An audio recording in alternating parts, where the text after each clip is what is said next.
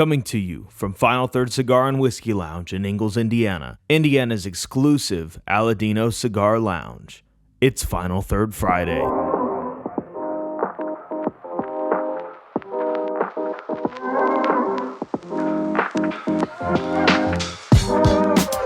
Welcome back to Final Third Friday. I'm Rob. And I'm Isaiah.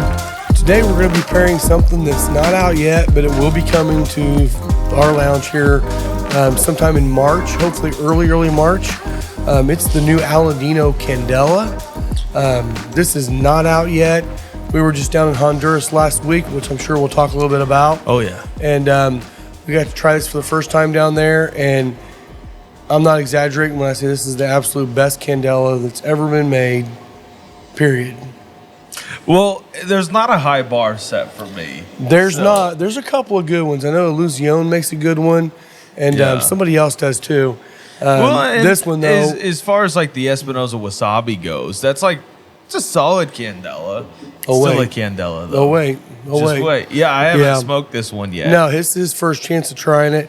After smoking it a bunch of times on the trip, I felt like this is one I could smoke as a daily smoker. Yeah. It is that good.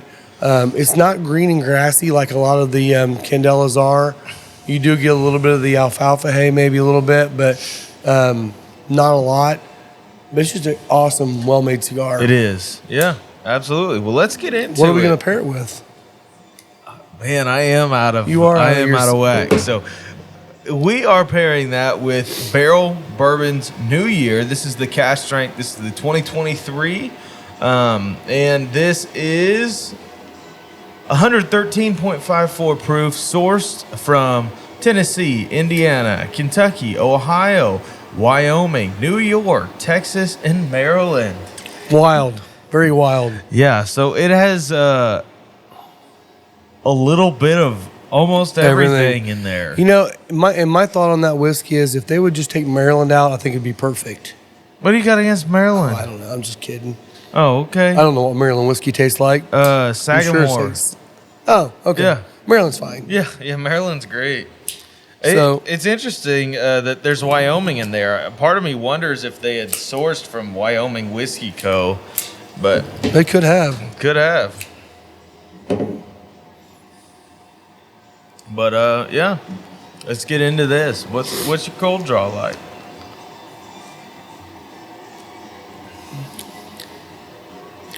What do you get? I get some hay.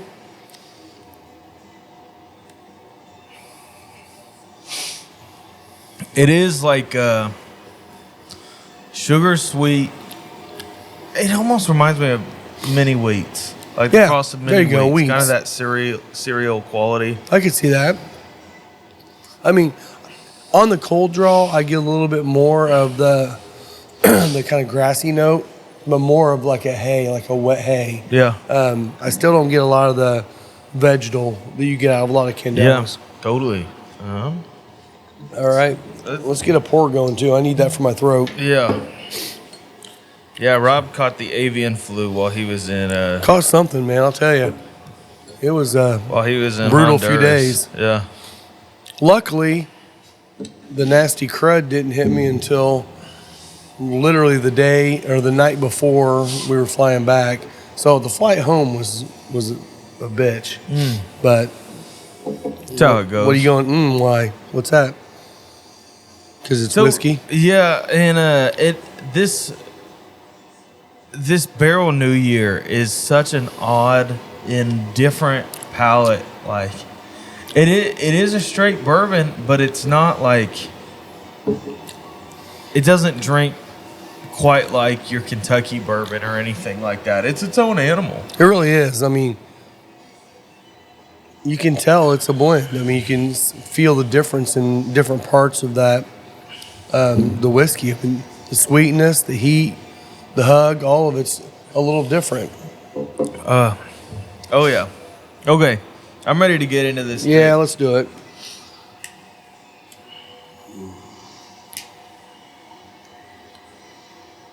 So, yeah, so for those who don't know, we got to go down and visit the JRE Tobacco Farm, which is the farm behind Aladino Cigars. And We were down there for about a little under a week and got to see the entire process. I've got a lot of video I'm going to be working on trying to get it updated and edited and all the things I can do there. Hopefully have that out within the next few weeks or so. But it was a great trip. Oh, wow.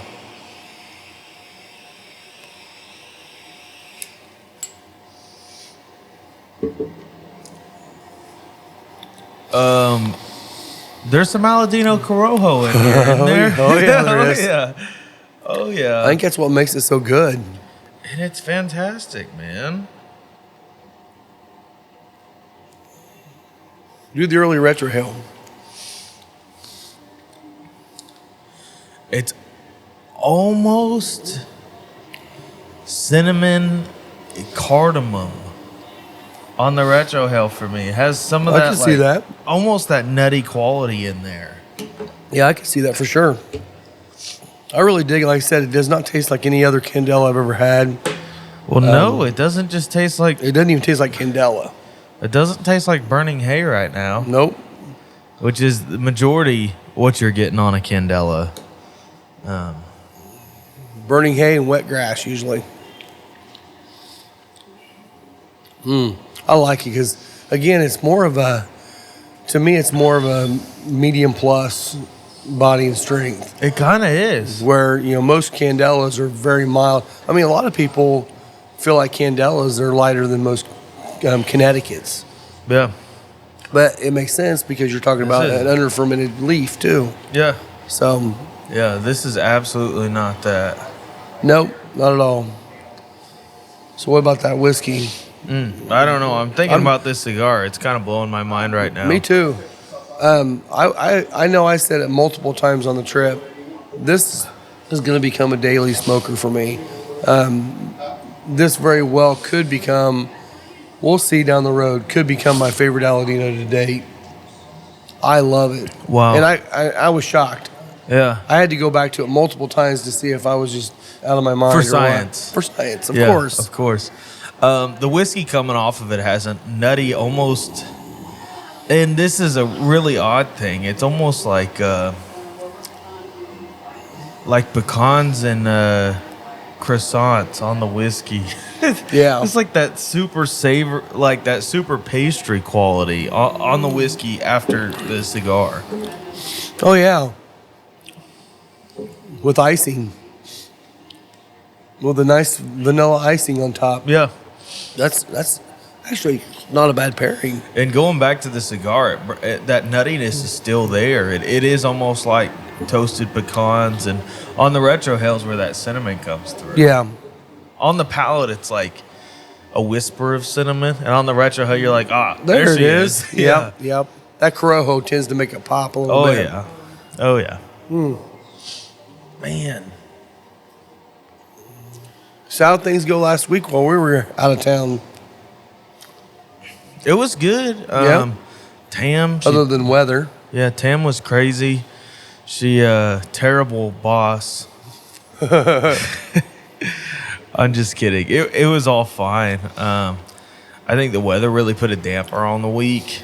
Yeah, especially that middle part of the week. Yeah, and those are already hard days. But the Wednesdays are usually real busy for Wednesday us. was really dampered. Yeah. But it was fine. So for you guys that don't know, Rob and Lisa were out in Honduras. In Tam, me, and Chloe were here working the shop, keeping things running. And oh yeah, it ended up being a pretty good week. It did. Saturday really picked up for you guys, which it usually does. Yeah, that was nice. I started feeling bad. I was like, man, we're just running the business in the ground. But the weather really screwed it here because if you're not from our area here, there was another one of those massive storms that was supposed to come, and a few inches fell, and it was nasty. But well, it was like it didn't. The weather wasn't cold enough to keep anything around. Yeah. But the school systems had already closed, and jobs have already claimed it a work from home day. So other cigar shops around here closed. Did they? All that, yeah. Yeah, I was in Honduras getting all these alerts. I'm like, damn, I'm getting charged for these every time the thing beeps at me. I had turned most of my notifications off, but not all of them. Yeah. And I saw a bunch of these cigar shops closing. I'm like, oh, yeah. Man, closed down. Oh, yeah. Which, I mean, think about this. Isaiah came from half an hour away in his car. Tam came 40 minutes away in her little Civic. Yeah. They made it in here fine. Just fine. Just fine. Yeah. No, it was not an issue whatsoever. Good. So it ended up being a good week. Saw a lot of people. I don't know. Just kind of another week at the shop.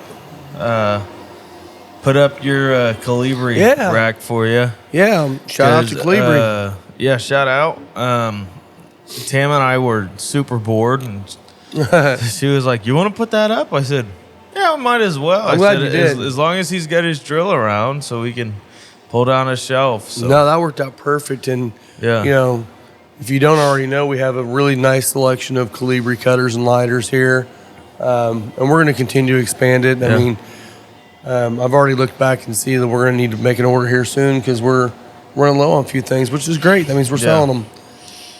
So we'll definitely be working with continuing having some good relationships with Calibri down the road. Hopefully a little bit more. We'll see.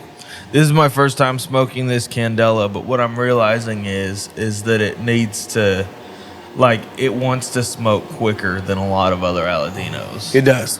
It does. Not that that's a bad thing. It's just every cigar has its burn time. Well, and also think about this too.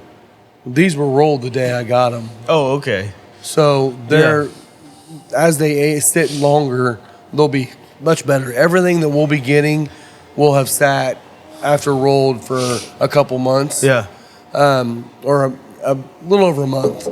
And but everything they have aged in their factory tobacco-wise is a minimum of 4 years of age. All the tobacco that's been resting and sitting and moving from barn to the pylons to get the fermentation to the bales to store them. You're giving Cliff Notes real quick. Tell us why the wrapper on this cigar is green. What is that? It's basically under fermented. So as you ferment a tobacco leaf, it gets darker. Yeah. So as you age it and you ferment it, and you're actually putting them in the pylons, which pylons is basically stacking leaves. That creates heat because you're still the tobacco is fermenting. The heat, the ammonia, and everything builds up. Well, this you don't rest in the pylon that long. Yeah, it's just a slower process. You take it out quicker. You still age it because that's the thing.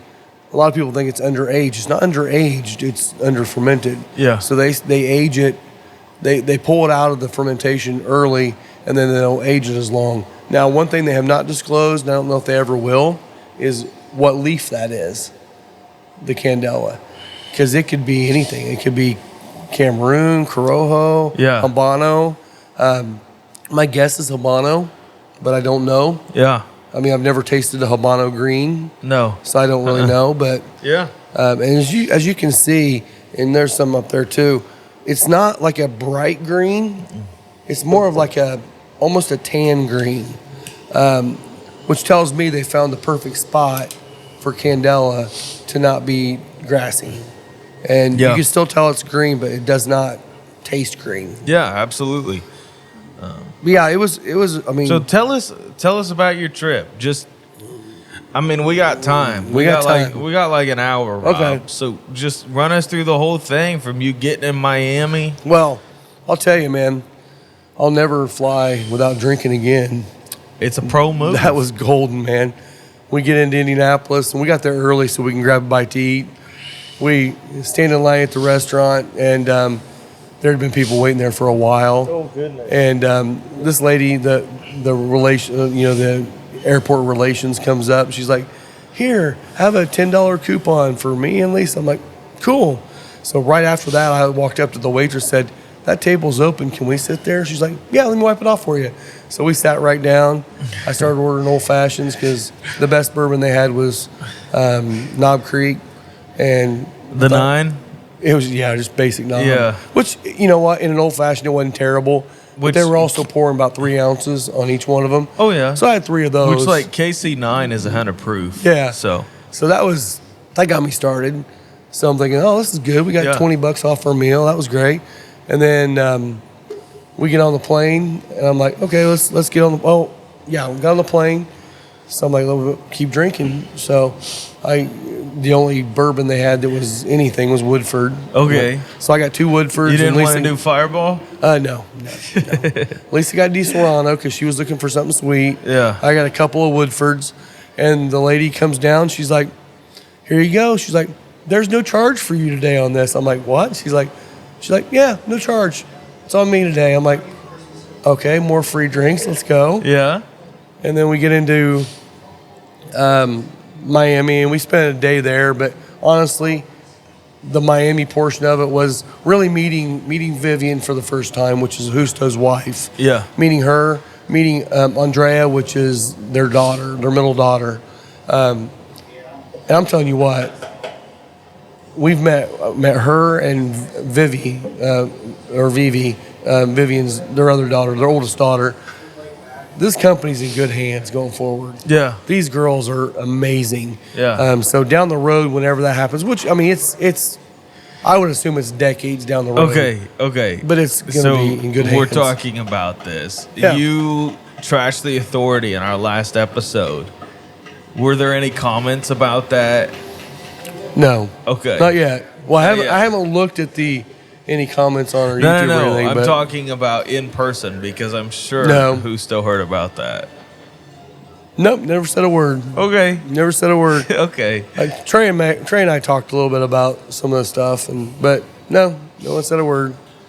And I will say one thing. And gentlemen. Again, there were a lot of young people working in that factory.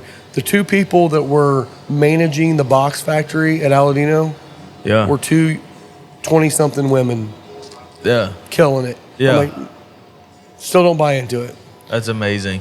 So most of our trip in Miami was dealing with getting our freaking COVID test. Yeah. Driving through the FEMA wonderland that they have down there. They still have that in Florida? God. Oh, yeah. Dressed up in hazmat suits, coming out to get your test and everything. Oh, it's goofy, It's man. insane. So we all got that approved, all that good stuff. And then got headed down You passed the test? Passed the test. But in all honesty, it wouldn't have mattered. We get into Honduras, and they're just like, I walk up there, and I'm trying to pull up my COVID test because my phone's not pulling anything, my email's in. And I'm like, I've got the Verify app. Is that cool? She's like, oh, yeah, go on through, you're fine. They never checked anything. So we wouldn't have had to have it. We just had to have it to check into the country. Yeah. We got there, and then it was about a 4.5-hour drive to the farm. Okay. So it's like driving from here to St. Louis. Did you smoke on your way? No. They had to rent a bus because we had so many people. Oh, okay. So we drank, but we didn't smoke. What were you drinking? Oh, wait. No, we didn't drink on the way down. We had drinks before we went down. Yeah. That's what it was. The bus drank. They had beer. I just wasn't drinking beer. So. Yeah. I couldn't find a bottle of anything good, so I didn't buy any bottles either. So we get down the farm and then basically spent the evening just kind of getting to know the family and meeting Julio and sitting out by his pool and just relaxing. It was a great night. Yeah. But yeah, that was really the first day in Honduras. We didn't really go see any farms or anything. I take that back. First day, did we go to the field?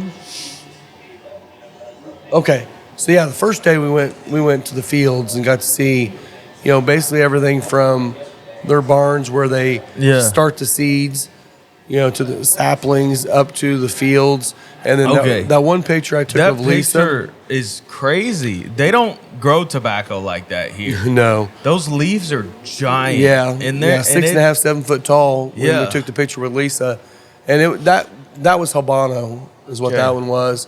We got to see every stage of the farm.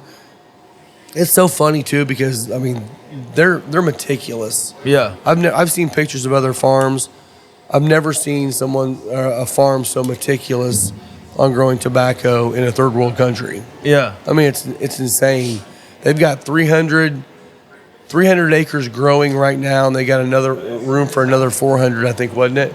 Yeah, another 400 acres that they can grow more leaf. Wow. They've got more tobacco than they know what to do with at this point, and they'll never have a shortage. Yeah, they're able to sell some tobacco to other people, but they're keeping their stuff for them too. So yeah. Oh, good. That's crazy. So you finally met Julio. Yes. Did he live up to everything you needed him to be? He's such an awesome I saw guy. You got to like second base with him and putting your hand in your lap. Yeah, he's such a nice guy, man.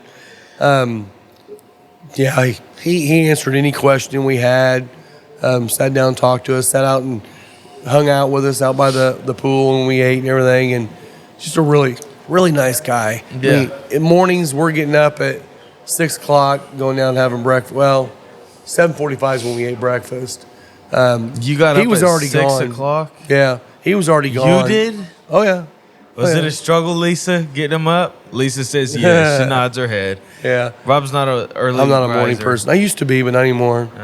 But by the time we got down there for breakfast, he was already gone, jumped in his equipped tracker, which, if you don't know, Julio is a paraplegic. Yeah. He's, from his chest down, he has no movement.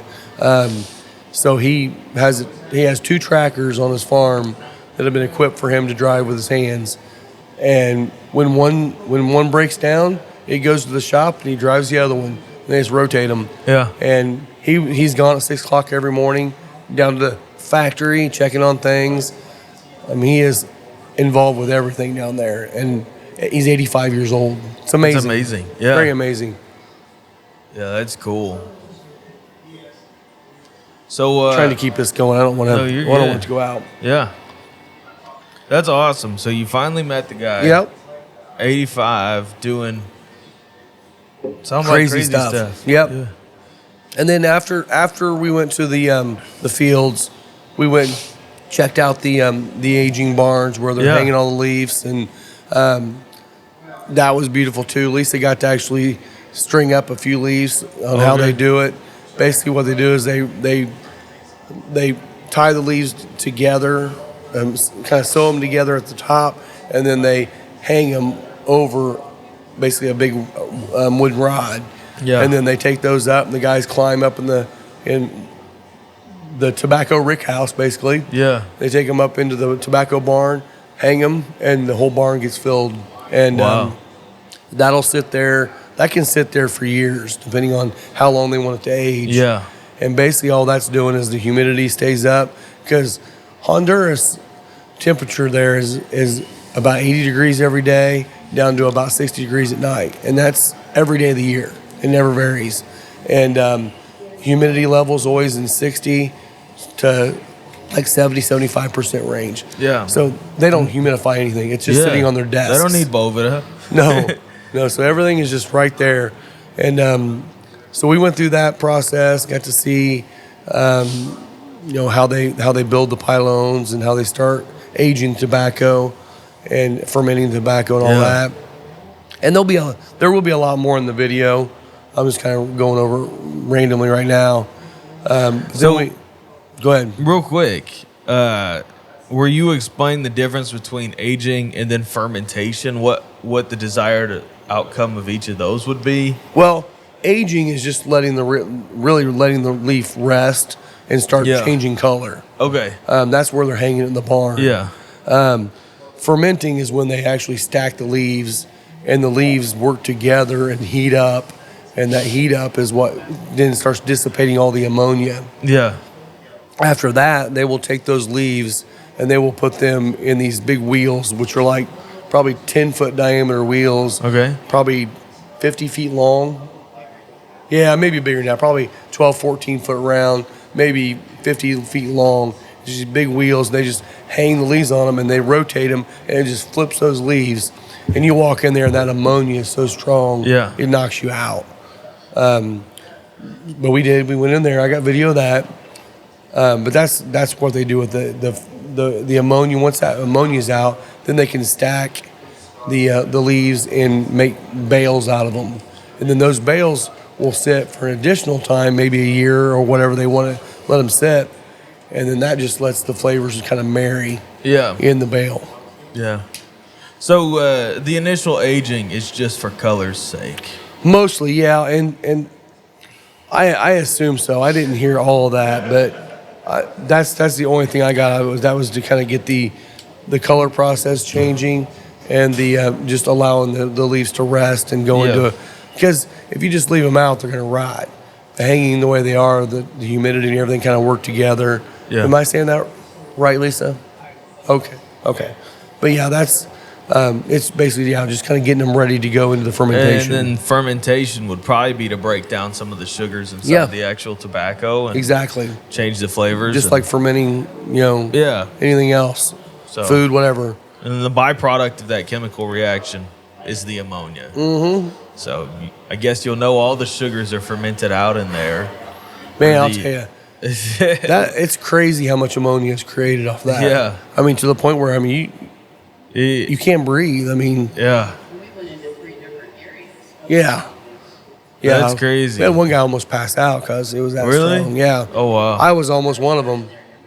Are they like... These guys don't even mask up, man. They just go in and work. Do they have like a fire they're lighting in there? Mm-mm. I don't know.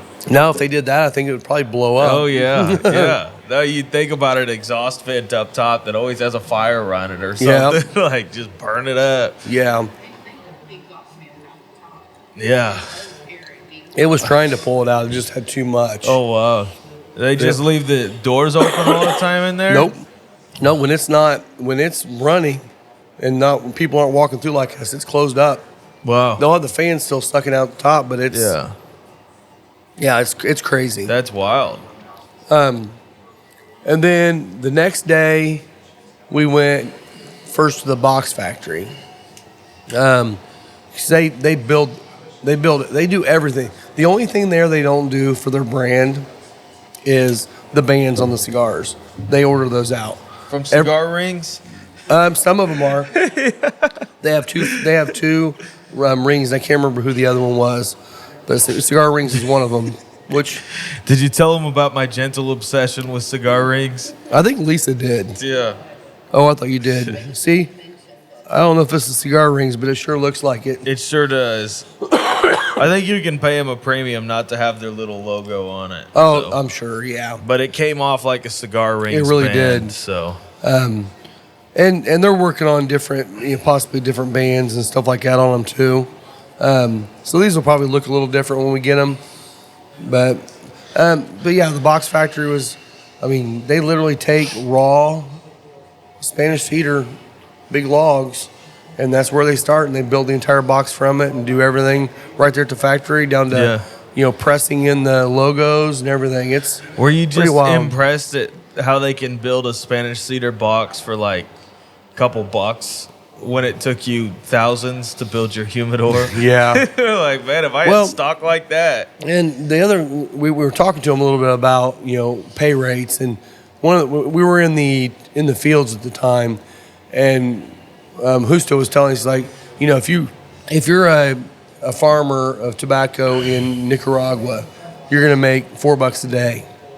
If you're in Costa Rica, I think it was $8 a day. If you were in Dominican, it's like $6 a day. They pay their farmers $13 a day. So they get a lot of people coming from those other countries that want to work for them because they're making double, triple the money.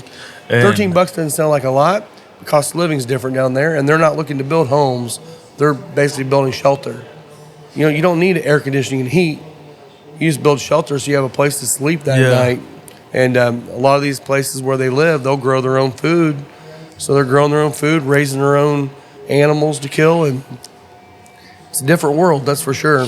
It is. In a lot of, anytime I've been in like South America, really your grocery bill is rice and beans. Pretty much. Because that's it. Otherwise, you have chickens running around. Yep. And you have your fresh veggies in the ground. Like, you'll be pulling yucca out of the ground when you want to eat it. But they can grow year-round. Exactly. Yeah. Well, and that was something else that was kind of cool about their farm. I don't know of any other ones that are quite like this, but they have their own body shop mechanic on the farm for automobiles, tractors, whatever they need it for. Wow. They've got They have their own clinic, so they got a doctor on staff for the farm. For anybody, there's 1,000 people that work for them. So this is the equivalent of working at like a Google, but tobacco. Yeah, in a third world country. Yeah. Yep. It's impressive what they've created there, and the family is so well known in Honduras that Julio and Justo and the family every regime that's gone through there since they've lived there, they become very good friends with the president of the country and the entire regime, because those countries or those people realize these guys are employing more people in our country than anybody else. They love the country. They're promoting the country outside of their country. Yeah. And they really think a lot of the Aroas, and you could see that. I mean, the entire town that lived around it, they lived there because they worked there. So they loved the family. I mean, there was no animosity in work like you see around here. Yeah. They're just grateful. It was pretty wild. Yeah, sounds like they take really good care of their people too. Mm-hmm. So you got to see the factory where they were rolling all the stuff. Yep. Yeah, because after the box factory, the next day or later that afternoon, it was later that afternoon, we went into where they actually roll them, and it was a really cool process watching them because everything they do is hand rolled. The only other factory I'd been to was J.C. Newman, and 99% of the J.C. Newman stuff is machine made. Yeah. At least in America. The only thing they roll in America is the American. Yeah. Everything else is all machine made here. All their other stuff that's not machine made is rolled, I don't know where they are, Dominican maybe. But with them, everything is hand rolled. They go through the process of sorting. And, there's also a misnomer, which I didn't realize, and I'm pretty sure Lisa didn't either. They were telling us, because the question was asked, why do you guys have women that do all the sorting for colors and all that stuff? Because women have better eyes. They're like, no. It's like, they're shades. People, guys can pick it as much as girls can. So they have just as many men as women, sorting and stuff. Yeah. The one thing I did see more women doing was they were doing the meticulous, like, de-stemming the leaf and separating the leaves and stuff. Yeah. But I don't know if that was just because they were newer to the factory and that was just where you start before you get to become a roller or what. But yeah, I mean, it was very, very diverse on the women and men that were working in there. But watching them do their craft was pretty amazing. They're very, very good at what they do, and it shows on their product. Yeah. So, were you able to try any factory rolls? Like, here's what this person who rolls all day long, here's what they bring home. Not to as smoke. much, but when we first got to the factory, they had rejects. Which basically the rejects were, it was either a little too long for what they wanted, or the color wasn't quite matching something, or maybe a cap didn't go on perfectly or whatever. They yank all those out. And so we all smoked one of those. So it was literally right off the table. We just smoked it, and it was very fresh. Yeah. And we don't know what it was. I mean, kind of got an idea. It might have been just the regular Corojo, but I don't know for sure. Yeah. But it was kind of a fun process smoking one as we started walking around the factory. Yeah, I mean, it was really kind of cool seeing them roll. And I can't remember, did he say each roller rolls about 1,000 cigars a day? Is that what it was? I'll have to go back and look. Yeah. But it's a lot, and you're talking about rooms full of people rolling all day long. Yeah. And Like they could do about 2 a minute. yeah, it was pretty wild. And it's crazy. You think like Aladino, and you're like, how big can they be? They just don't have an online presence. They're just shops. It's just shops. And you hear stuff like that, and you're like, man, they're big. We did hear also, which I don't think this was not supposed to be told. I'll be told if it was. They're making the aliados for Oliva, which is just an Aladino cigar that they banded up for Oliva. They just got confirmed that they're going to be making that consistently every year at about 750,000 I still cigars. haven't tried that aliados. it's Aladino. Yeah. It's just a nice, milder version of the Corojo. I think it's got a Habano wrapper maybe on it.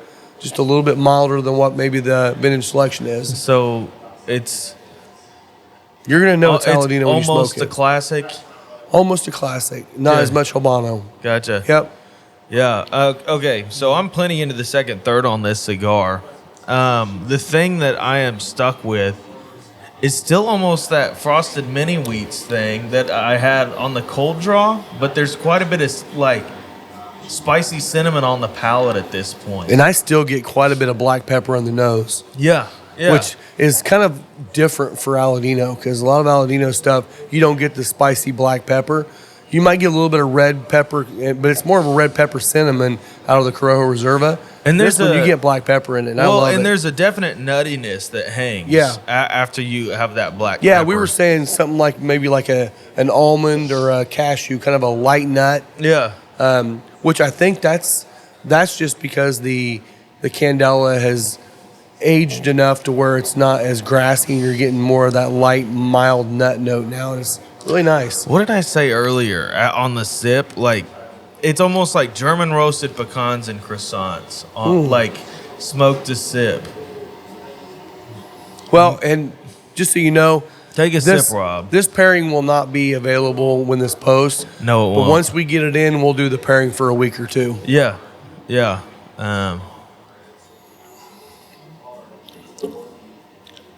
Still that pastry quality, but it's like cinnamon and pecans, man. Yeah.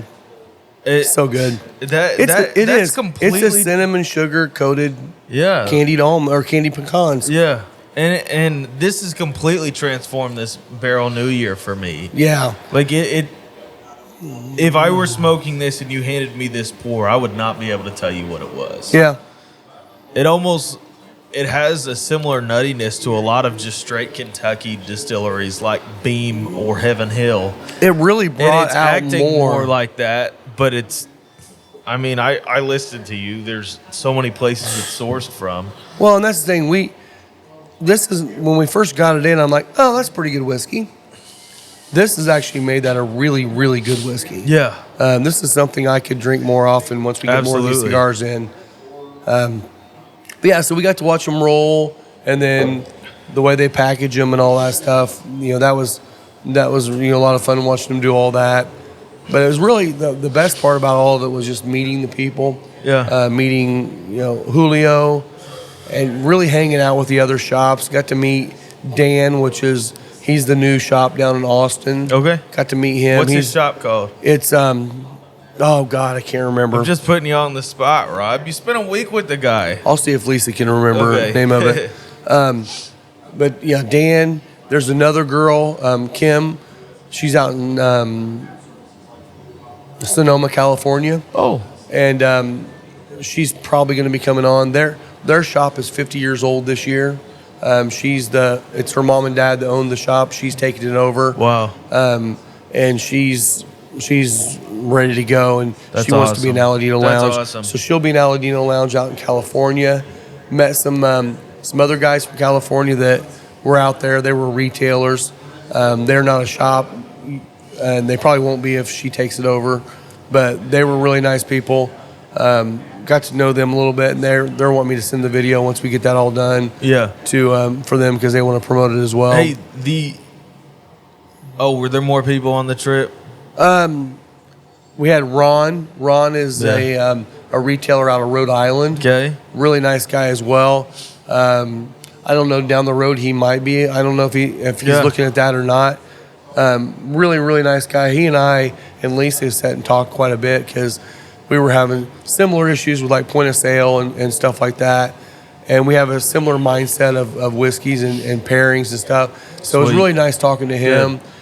We did a lot of collaboration with him for sure. Yeah. And then also we met Joel, which Joel is the new Aladino rep. Okay. He's going to be covering North Carolina and I think kind of southeast. I'm not sure what all states he covers, but he lives in North Carolina. That'll be his main territory. Sweet. And he is a firecracker. Yeah. You put him and Trey Matt together and you can't get a word in edgewise, man. Oh, I believe that. They're on each other. And it's funny because they're really great friends. and they just slam each other back and forth, and it was a lot of fun. Oh my gosh, this is spicy on the retro. I love it, don't you? It's crazy. You would never think about that in the Candela. Corojo Reserva has some spice on the retro hail, but it's like heavy baking spices and almost like those hot tamales, like that sort of cinnamon. Like this to me is approaching the knuckle sandwich Habano spice level on the retro hail. I think so. Not all the time though. That's what's crazy. Yeah, you'll go 3 puffs doing that, and you're like, wow, and then all of a sudden you go one, and you're like, oh, I mellowed out. It's just transitioned so much. Okay, so real quick for the people in the back and the people, for the people. What does it mean to be an Aladino lounge? So, an Aladino lounge is basically something typically Justo and Trey or Justo and Joel, whatever it's going to be, they go to a lounge, and what it's always been is a lounge that already promotes their product well, sells a lot of their product, and they offer a lounge to them. Obviously, they have to have a lounge to smoke in too. Like Fred was the first one in Pittsburgh, which, by the way, Fred was there too. Sweet. Fred was the first one out there. No, we went through that. He opened up his second shop and crushed us, but that's okay. But he can't sell liquor. Yeah. So they have a private lounge in the back, which there's ways around that. He charges you if you want to go back there and smoke. You charge $1 or whatever it is to go back and smoke. Yeah. But they can have liquor back there for people just to share. But they can't sell liquor. Yeah. Most going forward, I think, is going to be lounges where they can sell liquor, but not always, because like down in Texas, a lot of them will serve coffee or something. And you know what? Coffee's a great pairing with cigar. If you're able to do that. Yeah. So there has to be a lounge, but it's also got to be we're the only ones so far that they've came to before we even started and said we want you to be a lounge before we even opened. I felt very honored by that. Yeah. But most of it is they invite, and they want one from every state eventually down the road, and it's really people that are promoting their brand. Yeah. So, and it's not hard to promote their brand. One of the things that was kind of cool too that we saw on this trip was they draw test every cigar, every single cigar. They just puff every single one of them. They just yank on. No, they have a machine, and they literally draw test every cigar. And I asked him, I'm like, I've heard Perdomo say, we draw test every cigar. He's like, yeah. He's like, everyone does. He's like, if someone doesn't, they're just cutting corners. Yeah. But everyone, at least all the big manufacturers do. So that's why you get cigars. And so they're measuring resistance and airflow. Yes. I did not realize that actually happened. Yep. So they do that on every cigar. And the machine is a small Honduran lady who takes a puff of your cigar before you ever have. It's literally a machine this guy sits at, and he slides it into a tube, turns the machine on. If it's over the resistance that they require, they pitch it. Wow. So, and when we were watching it, we watched him do probably 15, 20 of them, and I think none of them were had to be thrown out. He had 2 on the table when he was doing his calibration on everything before he started. That were on the table that were ones he had to throw away. I don't know why. It could have been maybe they have a couple of cigars that are a little bit more plugged that they can test it just to make sure it's working. Yeah. But I didn't see any of them that he was doing while we were there that were not perfectly drawn. And this is why Aladino can provide you with some of the best Lanceros in the game. Mm-hmm. I smoked a lot of Lanceros last week just because I had them at the house and was in a Lancero mood that were from other brands, and they were limited editions and stuff like that. And I ended up pitching 3 of them because not everybody knows how to do it like that. No, and that was something cool too, which right now the only Candela that's going to be coming out, at least probably the first year, is going to be this Robusto size, which is actually a good size because it kind of fits most niche areas. Number one selling size cigar in America is a Toro. Yeah. Oh, I thought it was a 770. 770. No, that's only for Asylum. But no, that's the number one size. So doing a Robusto allows them to still hit the Toro crowd, but someone likes smaller ring gauges will still enjoy it too. Yeah. But I did smoke my fair share of the Licensor Candelas, and dear Lord, if they release that one, I will be smoking boxes of those a week. They were amazing. And Justo, if you are listening to this, if you want to get rid of one of those boxes on your desk in your office, hey, I know a guy. I want one. I probably also want one. Oh my gosh. I'll split the box with Rob. So me and Trey were sitting in Justo's office, which I don't know if Trey told Justo we were doing this. Trey's sitting back in Justo's desk with his feet up. Oh, yeah. We're smoking I'm sure Candela it wouldn't be the first Lanceros. time. Oh, no.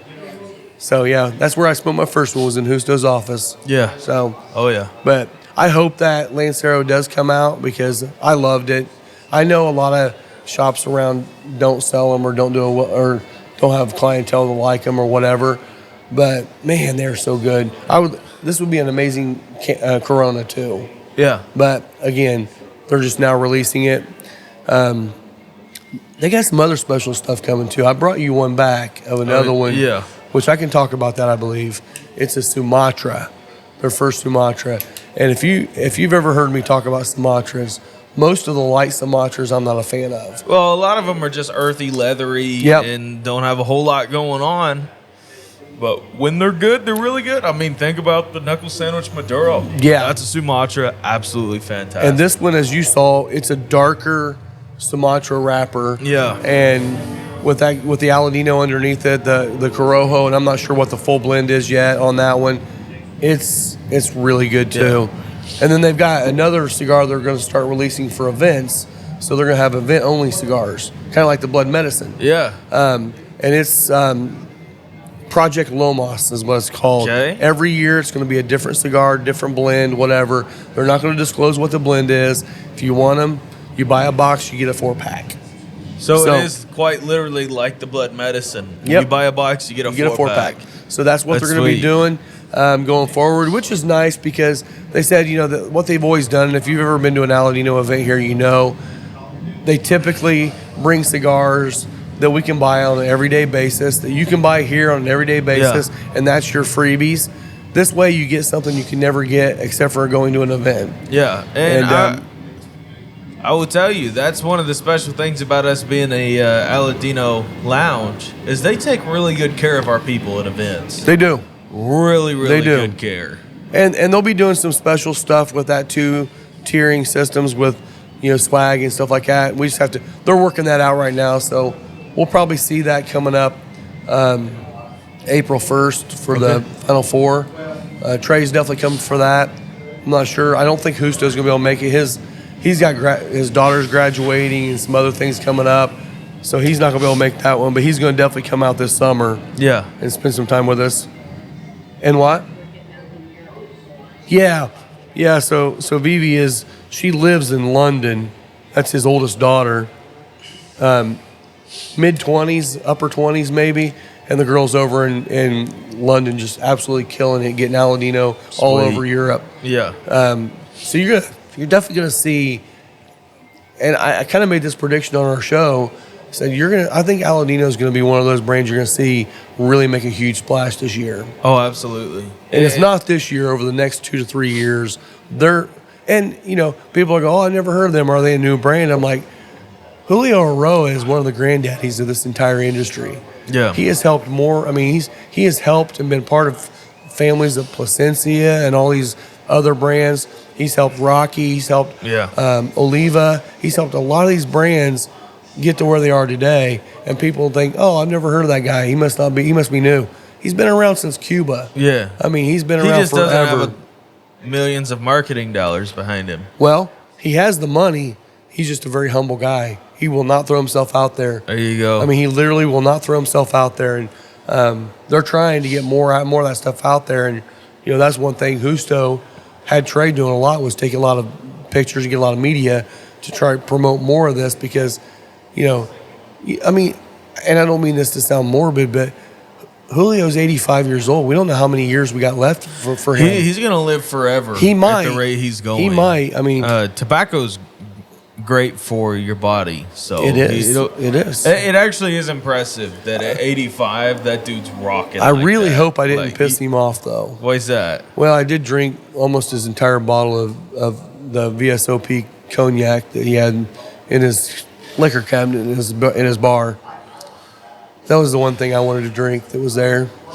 Some others. I'm sure it was really good. It was really good. It was really good. What was it? Do you remember? I don't remember the name of it. Did you take a picture? I don't think so. Maybe. Man, rookie move. Maybe. Rookie move. I don't know. I'd never seen it before. There's Rish.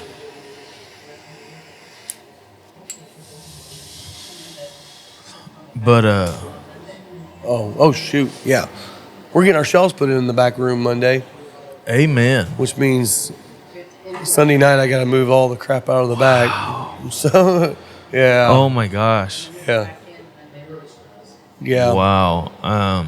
Which we're just talking about storage in the back room. We have so much crap back here, and there's just not good storage. And we don't have proper storage for cases of liquor. You don't realize how heavy that stuff is and how you actually basically need freestanding shelves that can hold it. They're building shelves all the way up the wall, all the way around. So maybe we'll get more organized. We have to. Lord willing. We have to. Lord willing. But so, man. Adam, come here. Come here. Come here. You gotta say hi to the people. You're a legend on here. Yeah, you gotta see the man. Sit down real quick. This is the man. If you've ever been here and you've seen our patio, and you've seen our bar, and you've seen our shelving, this is the guy. His company is the one that made it. Hey, plug your business. Yes. Rich Innovations. We do interior, exterior remodeling, and love hooking this place up, man, for sure. You killed it for us, that's for sure. So everybody, we could not have opened up. Patio. Yeah, we could not have opened up, on time without you. I appreciate that. That other guy screwed us pretty bad. You helped us out quickly. Yeah. I always tell everyone, it's like, if we'd have started with you in the first place, which I know you said I should have started with you, if we'd have started with him, which I didn't even know him, otherwise I would have, we would have been opened up by Christmas that year. So. Yep, for sure, man. Well, you got a great place here, so. Well, we love you being a part of it. So. Yeah. You always have that hair so slick back for these podcasts, no, or what? Yeah, he gets you done up for these. No, actually, I think what it was I put the beard oil in my hair. I didn't take it off before I put my hair. So I got a little beard oil in my hair. I believe That's it. the most man thing right there. Maybe I need to start combing it all the way back, slicking it back. Oh, shit. Goodness. Well, I'll give you your spot back. All right, man. Oh, good. Thanks, buddy. Yeah. Yeah, Adam's going to be doing all of our work in the back, too. And, he hooks us up, that's for sure. Does a fantastic job. And if you are in he's out of Pendleton. If you're out of this entire region here, he's done some stuff down in New Pal. Yeah. I will say one thing. He is not the cheapest guy in the world, but he also does the best work of anyone I've seen around here. Well, so if you want to go is- cheap, you're going to get cheap. If you want to go quality, this is the guy to do the work. Yeah. Yeah. He builds stuff that lasts, and he gets it done on time. When he tells you a deadline, it'll be done. Oh, yeah. And he got that entire patio, including pouring concrete, done in a week. it's crazy. Just, It's crazy. cutting up the blacktop, pouring concrete, and building that thing in a week. It was nuts. Yeah. So, that was pretty much our trip in a nutshell. And then, of course, on the way back, the morning of us flying back, I started getting something. I don't know what it was, and I felt like crap the rest of the day. And basically all the way through about Tuesday of this week, from Saturday to Tuesday, I was just felt like I was on my deathbed. Lisa told me Sunday night she thought about taking you to the ER. She almost did. I was about ready to. Yeah, but that's crazy, man. We're back now. My voice isn't fully back yet, but this always happens to you about this time of year where you just are coughing, lose your voice. I do. And every year. It'll go like a month. I wonder. I know I said this earlier, but I wonder if some of that didn't come from the triggering of that ammonia barn. Yeah. Because that was brutal. That was rough. And but when you're there, it's something you absolutely want to see. Oh, 100%. Yeah. 100%. Because you do not realize how much a freaking leaf on a plant creates ammonia until you're in that room. You're like, my God. My eyes are burning. Yeah. Yep. But no, I mean, I can't wait to go back. It's one cool thing too that they're going to start doing going forward is, by selling as much product as we sell of theirs, we'll have opportunities to take, maybe a couple customers down to the farm. I'm going I can't wait next to do that. time. You are. And we'll bring the podcast gear. And Absolutely. get Julio and Justo for a poolside chat. Oh, would that be awesome? That pool was beautiful. Oh my gosh. Overlooking the entire Jamastron Valley. Yeah, it's crazy. Basically you look over and you look through and they got this sign. It says Aladino and Aroa. Yeah. And it's the pool here, and then you look out over the valley and the mountain range at the other side of the valley, which looks like it's right there. It's probably 100 miles away. Yeah. That's Nicaragua. That's how close they are to Nicaragua. Crazy. So it was amazing. Can't wait to go back. Yeah. The only downside was, for some reason, our room was where all the wolf spiders decided to migrate to. So we killed 10 wolf spiders in our room. They're giant. Massive. Yeah. Like, massive. Man. Did you get bit? No. No. They just give me the willies like nothing. Oh, yeah. Oh, my God. Oh, yeah. And that was what's funny, too, is... You check your sheets every night before you go to bed? Oh, yeah. There was one on Lisa's bed one day. Oh. Yeah. And then the one thing that they have a lot down there of is they have scorpions, too, especially this time of year. And we didn't see any scorpions, but the one person that had a scorpion in the room was Vivian. She was the only one that had a scorpion in her room that we heard of. Yeah. But I'm like, oh, yeah, I'm okay not seeing scorpions. Yeah, I've seen them. I don't need any more. I'll be fine. Yep. I've been to Texas once. Exactly. But yeah. But no, it was amazing. Again, like I said, the people down there are amazing. We did go through a town, and I'll have to ask Lisa what the name of that town was now, but it's the capital city of Honduras. Yeah. Is that where you flew into? No, we flew into a small, their small airport, which is kind of almost in the middle of nowhere. Yeah. You don't want the airport to be in this city. This city apparently has been the murder capital of the world many, many times over. Oh, goodness. It is massive. Yeah. But you don't want to go there apparently. So we didn't. We drove through. Yeah. As quick as we could. There you go. But. Well, and you were drinking most of the time when you were down there. What would they have? Like a bunch of rum and that sort of They deal? did have rum. I mean, like I said, I drank mostly cognac when I was down there. That was pretty much all I drank was the cognac. Yeah. So you drink actually, a no, mojito. I take that back. So, their mojitos were good, yes. It was funny because the one girl that worked for them, every time I walk out, I'm like, mojitos? And she's like, almost. I'm like, okay. So she bring me out a mojito and bring everyone mojitos. And it's like, I'm sitting out there, and I thought she was bringing out around refills. I'm like, oh, I'll take a refill. She's like, oh, I'm sorry, I'm done. I'm like, oh, no worries. So she comes out. She gave me like a double mojito. It's like the glass was full. Oh, my She's like, here you go. I'm like, hell yeah, let's go. Let's go. But yeah, so good. we're definitely going to be creating some mojitos here. Here? Oh, my God. Yeah. They're so delicious. Yeah. So delicious. They're not hard. You just have to they're have easy. that fresh mint. That's it. Fresh mint. And it's not a lot of mint. No. Just barely a little bit of mint. Good white rum. Yeah. And lime juice. Yeah. I don't know what else. Simple. Yeah, a little bit simple, or agave. Oh, no, it wasn't agave. It was just simple. Yeah. Yeah. Super good. Super good. Super good. So yeah, mojitos too, and then Josh Fox. You remember that name? So he was the one. He lives out in the Carolinas. Or Virginia, one of those two. He was there. He's the only customer that was there. Mainly it's because he's the number one supporter of Aladino. He's become really good friends with Justo. He's the one that bought an entire box full of Aladino cigars. Yeah, when we had from that us on our first event. Yeah. Super supporter of them. Well, he brought a bunch of whiskey with him. God bless him. So we drank some of his whiskey. Do you have good stuff? He did. I'm trying to remember what one I had now. It'll come to me eventually. Should have asked me. I'd have given you some of those inflatable bottle bags. Well, stick them in your. I didn't want to deal with that. Going through the Honduran airport, that would have gotten stolen. They'll take whatever they want you out of your bags. Not in your carry-on. They go through all of it. Really? Yeah. Wow. Yeah. I didn't get any problems there at all. We had just a bring really a bottle easy of day. rare breed. Yeah. You're in it for like $50. If it gets taken, That's true. That's sad, but you'll But live. I think Trey's the master. Trey brings sleeves of the little single serves, and he just throws them in his bag. It's like all of them are under 2 ounces or under 4 ounces, so you're safe to take them. Oh yeah. I'm like, yeah, boy, that's a lot of whiskey. You just mix that stuff together and light it on fire, and the plane comes down. Just saying.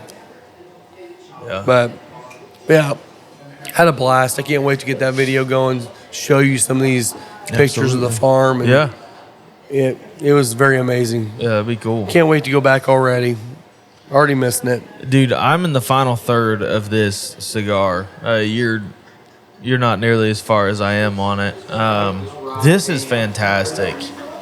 It does all of the baking spice, sort of the bready notes in there. But it still has a bright quality to it. Yeah. Which is kind of nice. And that has to be coming from the Candela. Yeah, but it's not burning hay. Like No, a it's lot not of them vegetal are. at all either. Like most Candelas remind me of like when I'd go over to my grandparents' house and they'd be lighting the yard on fire because that's what they did instead of mowing it. Yeah. You just light it on fire, and that's my general like how I perceive most Candelas, and that's not this at all. No. It is black pepper spicy in the retro hell, which is extremely nice. Yeah, and I mean, not knowing what they think the strength level on this is, I'm saying this might be a medium plus, medium full. I think it is medium plus. It starts out like a solid medium, and then in this final third, it's gotten Ramps medium up. plus. It does. It does.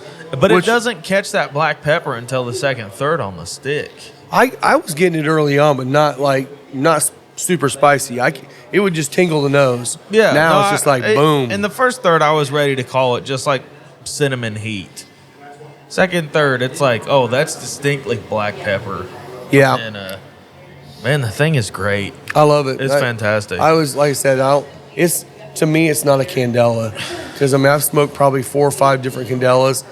Most of them I can't get halfway through before I'm laying it down. I mean, this is a Candela I will actually smoke. Oh yeah, and that's one of the reasons why I was telling them down there. I'm like, I get trying to release this maybe around St. Patty's Day.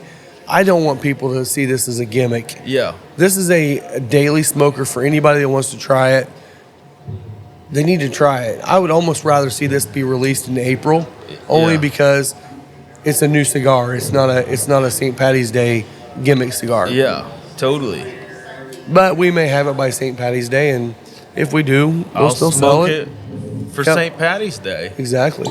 For science. For science. I have to get a little bit more whiskey because I got to see how it's interacting with the stick this far in. Yeah. This Barrell New Year, this Candela has completely changed my perception of Barrell New Me too. Year. It wasn't one I would reach for, but with this cigar, oh my gosh. I will say also, I'm anxious to go back to that again with another cigar and see how it is too, because I was the same way. Of all the Barrell products, this would have been my least favorite of all 4 that we have. We've got Vantage, we've got Dovetail, this one, and the Seagrass. This would have been my least favorite of all of them. Yeah. Only because it just wasn't super special to me. It is now. I mean, it really is with this cigar. So I'm anxious to maybe try it again with some other cigars, because I've only drank it on a fresh palate with no cigar just to try it. But we got plenty of this, so you need to come by and try this. Okay. I think it'll go well with a nice spicy Habano. In the final third of this cigar, and I'm about ready to put it out. I actually will. Going from smoke to sip, it has introduced a like candied orange peel note. Still that German roasted pecan, kind of that croissant, that pastry thing in the sip, but there's a citrusy quality to it that's really nice. And you come back from the other direction, you go from sip to smoke, and what it does is it creates a really nice sweet pastry note out of the cigar. Yeah. Absolutely. I haven't had too many coughs during this one. That's not bad. It isn't bad. Well, it's because you're drinking. True. Best cough syrup is whiskey. It is. It is. It is very much That's so. a fact. I don't know. We got anything else to talk about? I don't know. I was thinking that we should probably do a monthly blind, like plan an episode where we're doing a normal pairing, but each person brings the other one just a 1 ounce sample and tries to guess it. Of something on the bar? Whatever. You know. Okay. It doesn't have to be surprising or anything like that. I was just thinking that might be a fun thing for, at least for us. So I don't know if it would be for you out there in the audience. Well, I know a lot of the guys that do listen to this that tell us they listen to it. They're whiskey guys too. Yeah. So it might be kind of fun for them to see even some if stuff. we can't guess it, it would be a fun thing to hear somebody's reaction about the certain bottle completely blind. And if you're one of those guys that has a really great collection and there's something you want us to try blind, let us know. I mean, I would love to. I love trying new stuff that I've never had. Yeah. Like when Scott came and did that, Scott Johnston. Cheers. Shout out. Cheers. We haven't done many cheersing today, man. No, I know. It's not right. When he brought the blind in for us, that was a lot of fun. It was. I mean, it literally brought a bottle onto our bar because of what he brought us to try. Even though we got the wrong one, it's still very good. similar. Yeah. But. Yep. So. It's Trying to think of what else is going on right now in the industry. Oh, I did hear that the tax, they're working hard on trying to get the tax through, even though they're also working really hard to kill flavor again. Yeah. I don't know where we're going to go on that, but I don't know where I'm it's very gonna hopeful. Get, but it's always a threat. So if there's a flavored stick you like, come on in, stock up a little bit. Yeah, I would say if they do ever, I just don't see how they're going to do it. I mean, there's just too many people out there that make them. I don't know. But if they do it, I know they've already done it out in California. Yeah. They've even banned menthol cigarettes in California. Which is actually, that's crazy. Yeah. So, I mean, it could come this way. I mean, we're not in a high liberal state that pushes a lot of that stuff. Mm-mm. But, again, the wrong people with the bigger voices say the wrong thing. It could happen. Yeah. I would think there's going to be, if that does come about, there'll be a time frame where you can stock up. But if you're worried, we got plenty of stock here too. Come and get some. Other thing is, we got in a couple cigars this week from All Saints. You want to plug those? Yeah. So we got they call them the Vesper size. So again, the Vesper is about a Corona size, just a little bit bigger ring gauge. Yeah. And we've got those in the St. Francis, Colorado, and the Dedicación Habano. Yeah. The Dedicaciones have not shipped yet, but we got those 3 in here. We didn't get a lot of them because I wasn't sure how well they'd sell. We're obviously getting to the point where we're getting closer to spring. People are going to not be smoking as many of the smaller ones. I know Adam Fox, shout out. Shout out to Adam. He smoked one yesterday. So I'm anxious to hear what he thought about that one. I smoked one of the St. Francis yesterday. It was good. I mean, basically just same flavors you get out of the full size All Saints, just more condensed and more flavorful. Yeah, absolutely. Is that the only new cigar we got? I think that's it. Like I said, the Candelas will be coming hopefully in the next few weeks. We'll be getting those in stock. I ordered 30 boxes of them. We'll see, and hopefully they'll go well. Yeah. The Sumatra, I'm not sure when that's coming. That could be down the road. Yeah. I don't think that's anytime really soon. Okay. And then, like I said, the event cigars will be coming. We'll have those whenever we have an Aladino event here. And I brought one back for you to try. It's back here too. Amen. Thank you. So, yeah. So hopefully you guys enjoyed this. Can't wait to have this pairing for you guys. I think you're going to enjoy it.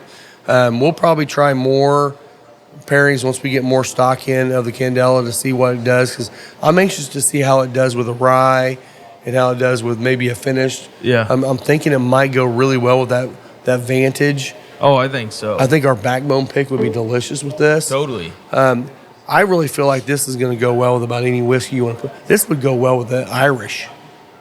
Yeah. I think that green apple would kind of pop with all that notes that would come out of this. So yeah, we'll definitely have this. Oh, we do have a new beer. It's the new Two Toms. It's the Imperial Stout. 11%. 11.1, 11.2%.